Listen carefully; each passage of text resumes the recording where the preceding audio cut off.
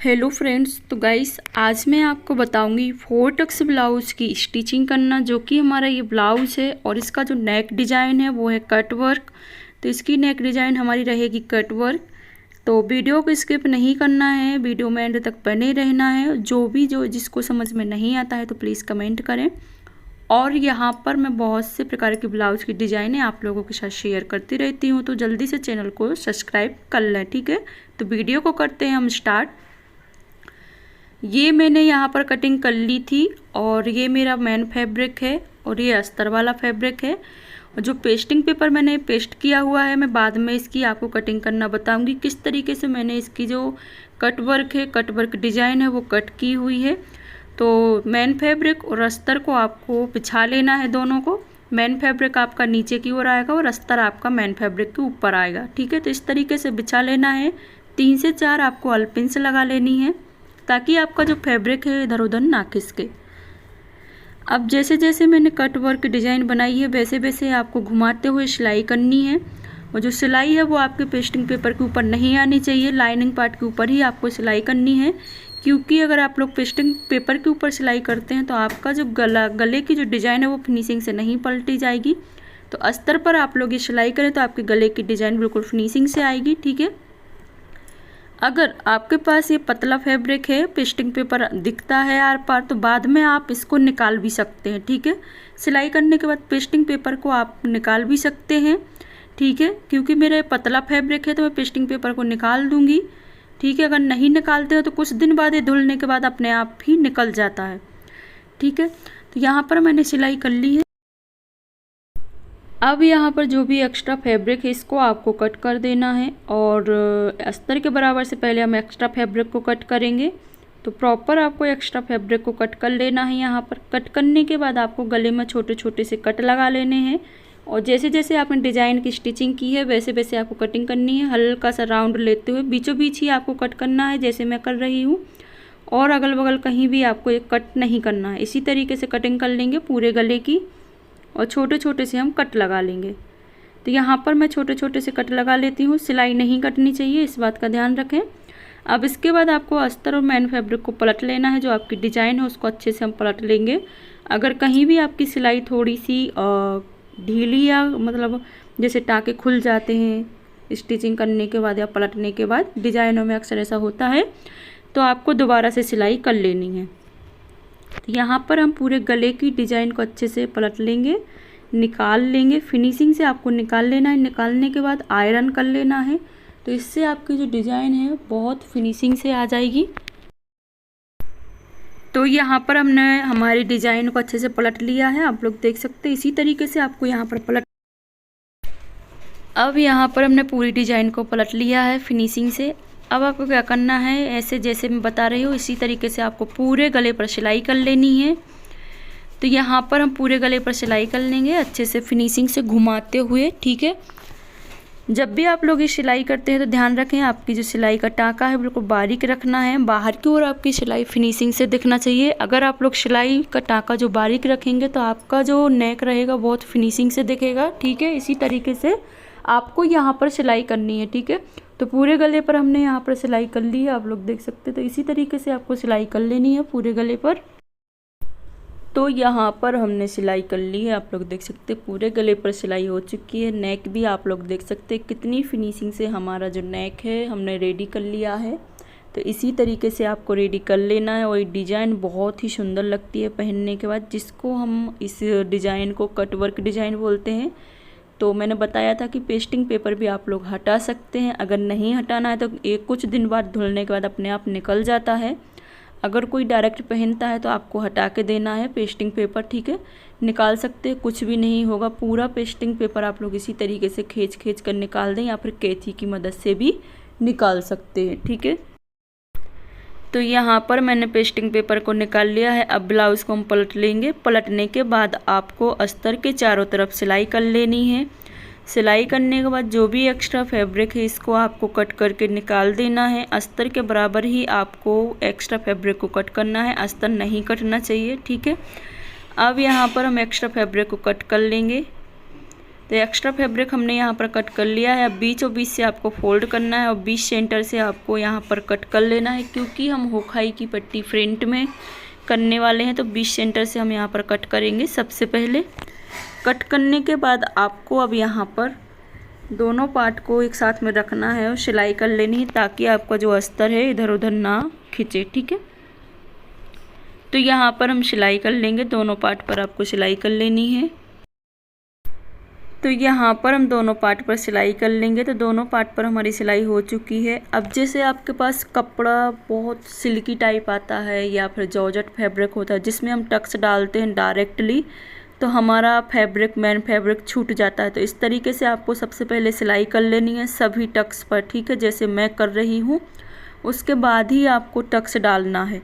तो यहाँ पर मैं ऐसे ही करती हूँ। जो भी फैब्रिक पतला होता है तो सबसे पहले आप लोग ये टक्स डाल लें। टक्स डालने के बाद आपको मेन टक्स डाल लेना है पकड़ पकड़ के। तो आपका इससे क्या है, जो भी एक्स्ट्रा फैब्रिक जो हमारा छूट जाता है टक्स डालने के बाद, वो आपका छूटेगा नहीं।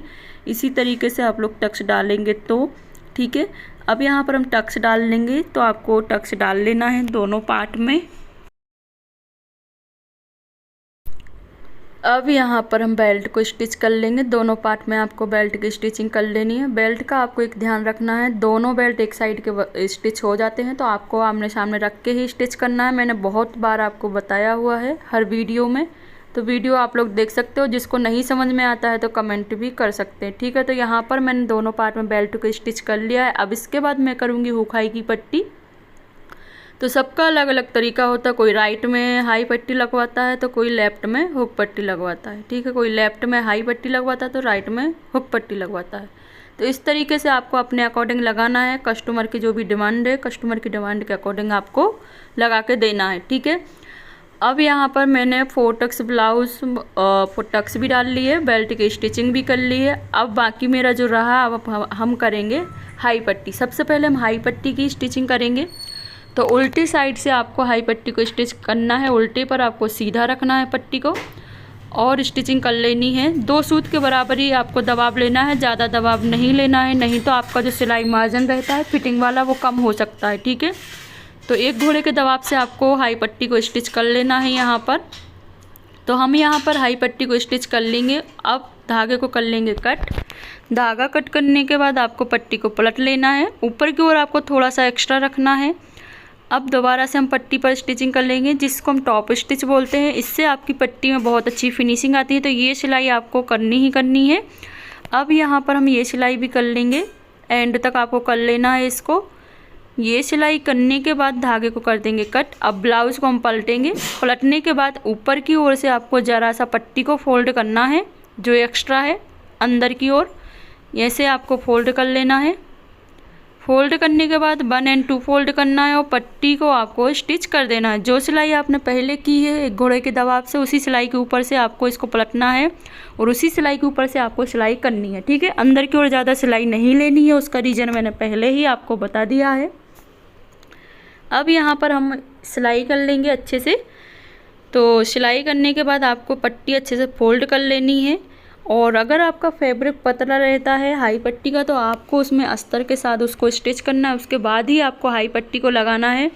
नहीं तो आपकी जो हाई पट्टी है, हाई पट्टी में मजबूती नहीं आती है। कस्टमर 1 से 2 बार ही ब्लाउज पहनेगा तो उसके जो हाई पट्टी है वो फटने लगेगी। ठीक है, फैब्रिक पतला रहता है तो आपको अस्तर डाल के ही हाई पट्टी को स्टिच करना है। ठीक है, एक बात का आपको ध्यान रखना है। अब यहाँ पर हम हाई पट्टी की स्टिचिंग कर लेंगे। एकदम बारीक सिलाई करनी है आपको बाहर की ओर। अब धागे को कट करेंगे, दूसरी सिलाई करेंगे, जिससे हम बीचों बीच सेंटर में हाई पट्टी बनाते हैं। तो दूसरी सिलाई भी आपको कर लेनी है। यहाँ पर हम दूसरी सिलाई भी कर लेते हैं। 1 घोड़े के डिस्टेंस से ही आपको दूसरी सिलाई मारनी है, ज़्यादा डिस्टेंस नहीं करना है। ठीक है, इससे ज़्यादा डिस्टेंस नहीं करना है, इस बात का ध्यान रखें। अब जो भी एक्स्ट्रा फैब्रिक है नीचे की ओर, उसको भी हम कट कर देंगे। और यहाँ पर आप लोग देख सकते हैं हमारी जो हाई पट्टी स्टिच हमने कर ली है। अब इसके बाद आपको ऐसे ही हुक पट्टी की स्टिचिंग कर लेनी है। अब हुक पट्टी की स्टिचिंग करने के बाद आपको अब यहाँ पर हम करेंगे हुक पट्टी की स्टिचिंग। तो यहाँ पर आपको सीधी साइड से पट्टी को रखना है। पट्टी की चौड़ाई आपको 1.5 इंच लेनी है, 1.5 इंच से ज़्यादा नहीं लेनी है। ठीक है, और इसकी भी सिलाई आपको एक घोड़े के दबाव से ही करनी है। तो ऊपर तक हम सिलाई कर लेंगे और पट्टी को कम से कम 1 इंच एक्स्ट्रा रखना है ऊपर की ओर, जिससे आपकी पट्टी में बहुत अच्छी फिनिशिंग आती है। ठीक है, अब पट्टी को हम पलट लेंगे और जो एक्स्ट्रा है उसको कट कर देंगे।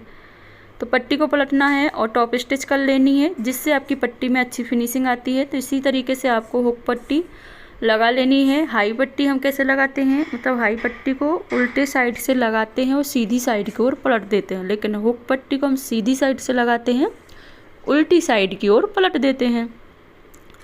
अब ऊपर से आपको ऐसे फोल्ड करना है, ज़रा सा फोल्ड करने के बाद 1 and 2 फोल्ड करेंगे। 1 and 2 फोल्ड आपको करना है और अंदर की ओर पूरा फोल्ड कर देना है। इस तरीके से आपकी जो हुक पट्टी है वो सीधी साइड नहीं दिखनी चाहिए, अच्छे से अंदर की ओर उसको फोल्ड करना है, उसके बाद ही आपको सिलाई करनी है। तो यहाँ पर हम सिलाई कर लेंगे, नीचे तक ही आपको सिलाई कर देनी है, ज़्यादा दूरी नहीं रखनी है सिलाई की। ठीक है, और ज़्यादा चौड़ी आपको पट्टी भी नहीं पलटनी है। ठीक है, क्योंकि ये जो हमारी हुक पट्टी है वो ऊपर की ओर दिखती है, हाई पट्टी तो हमारी छिप जाती है। तो ऊपर की पट्टी की आपको सिलाई बहुत अच्छे से करनी है फिनिशिंग से। यहाँ पर मैंने हुक पट्टी भी स्टिचिंग कर ली है, आप लोग देख सकते हैं। अब आपको लगा लेनी है कमर पट्टी। तो हुक और हाई पट्टी दोनों ही मैंने स्टिच कर ली है। ठीक है, इसी तरीके से आपको स्टिच कर लेनी है। अब दोनों की हमने हुक हाई पट्टी स्टिचिंग कर ली है।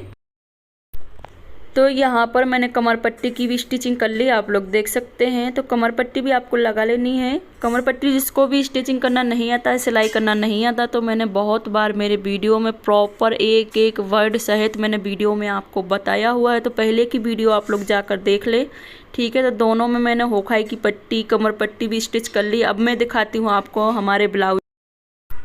तो ये रहा मेरे ब्लाउज़ का फाइनल लुक, जो कि मैंने आप लोगों के साथ शेयर किया हुआ है। ठीक है, तो आप लोग देख सकते हैं ब्लाउज़ की फिटिंग बिल्कुल 100% सही आएगी। और कट वर्क डिज़ाइन भी आप लोग देख सकते हैं, जो मैंने वाइट कलर का पेज लगा के आप लोगों के साथ शेयर किया हुआ है।